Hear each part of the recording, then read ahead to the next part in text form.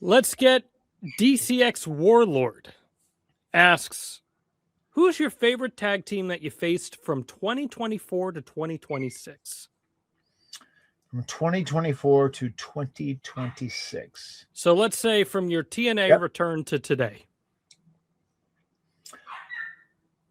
I would say, I think it got a two-part answer here. I would say the team that I enjoyed working with the most at TNA, that was like our regular opponents, we had multiple matches with them, were Brian Myers and Eddie Edwards as a team, because we loved working with them. It was like a night off, and they were like legitimate heels, trying to get legitimate heel heat. They didn't do cool shit, so they just made our job very easy. The team I think we enjoyed working with the most was probably Fraxium, because I really loved working with those guys, and I wish we could have worked with them a lot more. I think in-ring banger perspective, they were your best match in that run so far. Just I really enjoyed working with those guys. Just between the ropes, the match at MSG, which was a year ago, which is crazy to think about. Right. That match was one of my favorites that you guys have had since you started the TNA run. Yeah. So, shout out to Fraxium. It feels like right now with WWE tag teams, it's like one step forward, two steps back, one step forward, two steps back. And these tag teams are just either wrestling in circles, or they're not getting TV time. They're not getting pay-per-view time. There's been like 2 tag team championship matches on pay-per-view in the last year. And I think that's just such a shame. And Fraxium is unfortunately one of the teams that's gotten the short end of the stick with something like that. So, and again, one of those being the SummerSlam ladder match. They had the SummerSlam TLC match. Yep. They had the New Day versus the Viking Raiders at WrestleMania last year in like a short 6-7 minute match. Right.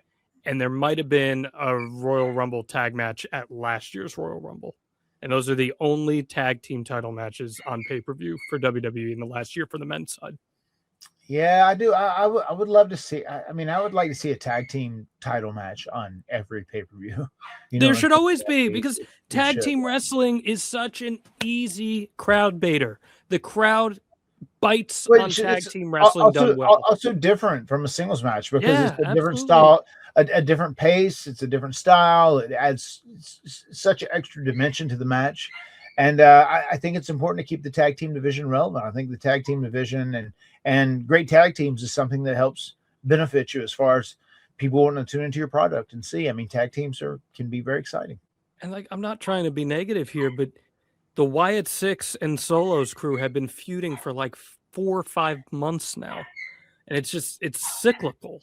And I'm waiting to see something new out of this tag division. You know, they just lost DIY as a tag team with Ciampa going over to AEW. Fraxium's kind of nowhere to be found. The Lucha Brothers haven't united yet in WWE. Your boys in Swipe Right just won the NXT tag titles. Oh, they did. They did. Yeah, they did. They just won them. So that's a little cool little nugget that you got to wrestle them before they did that. Cool. Did they win them? Was it from Dark State? Dark State. Yep. Okay. Interesting. Okay. Yeah. Because I did see there were 3 title changes, right? Yeah. So they are the NXT tag team champs as part of the Vanity Project now. There you have it. Okay, cool. Good for them. There you go. Yeah, very happy for those guys. I was just going to say, speaking of tag teams kind of missing in action, MIA, what about Top Flight? Are they doing anything right now? Nothing of significance. Yeah.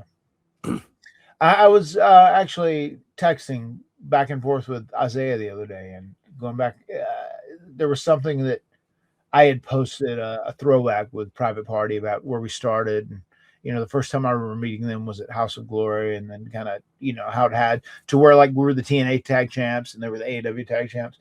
And I remember Top Flight had commented, and I was just like, "Yeah, what are those guys doing?" He's like, I don't know. You know, but I loved how they were there, and I know the Bucks were so high on them, but they had so much potential to, you know, really great young talented guys. They obviously had some injuries throughout that time, and just man, I miss seeing those guys. I enjoyed their work. Yeah,